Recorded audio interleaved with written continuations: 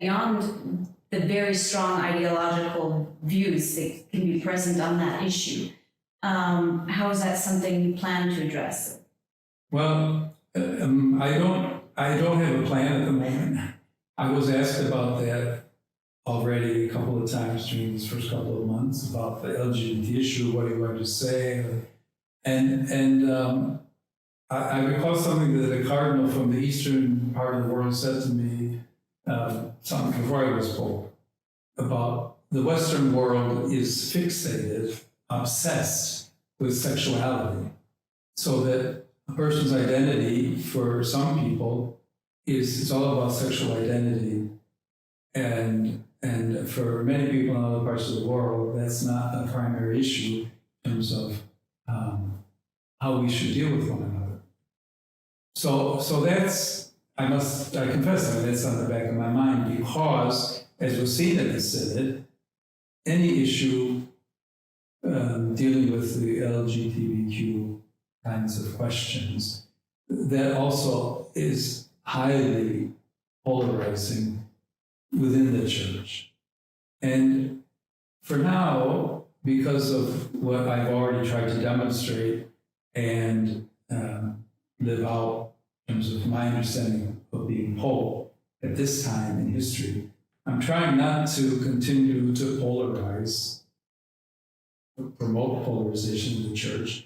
And I'm trying to say, which is what Francis said very clearly when he would say, todos, everyone's invited in. But I don't invite a person in because they are or are not of any specific identity. I invite a person in because he's a son or daughter of God. And we say, you're all welcome. And let's get to know one another and respect one another. And at some point, when specific questions will come up, I mean, obviously at some point, people want church doctrine to change, want attitudes to change. I think we have to change attitudes before we ever change doctrine. I find it highly unlikely in certainly the immediate future that the church doctrine in terms of what the church teaches about sexuality, what the church teaches about marriage. I've already spoken about marriage. As did Pope Francis when he spoke about a family being a man and a woman in solemn commitment, blessed in the sacrament of marriage.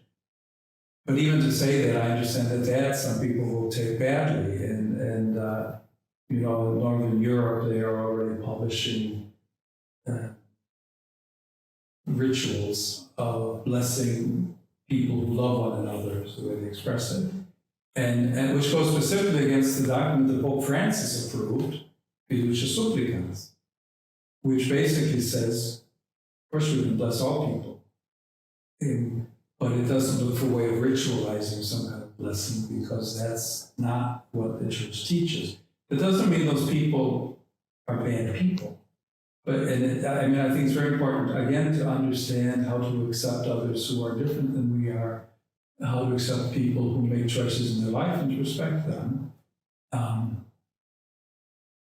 But I do understand that this is a very hot button topic, and that some people will make demands to say, we want the recognition of gay marriage, for example, or we want the recognition of people who are trans, and to say, you know, officially recognized, approved by the church. The individuals will be accepted, received. Any priest who's ever heard confessions will have heard confessions from all kinds of people, all kinds of issues, all kinds of states of life and choices that are made. But I think that the church's teaching will continue as it is, and that's what I have to say about that for right now. I think it's very important. Families need to be supported. They call it the traditional family. The family is father and mother and children. I think that the role of the family society, which has at times suffered in recent decades, I think that once again has to be recognized, strengthened. And I just wonder out loud if the question about polarization and how people treat one another doesn't also come from situations where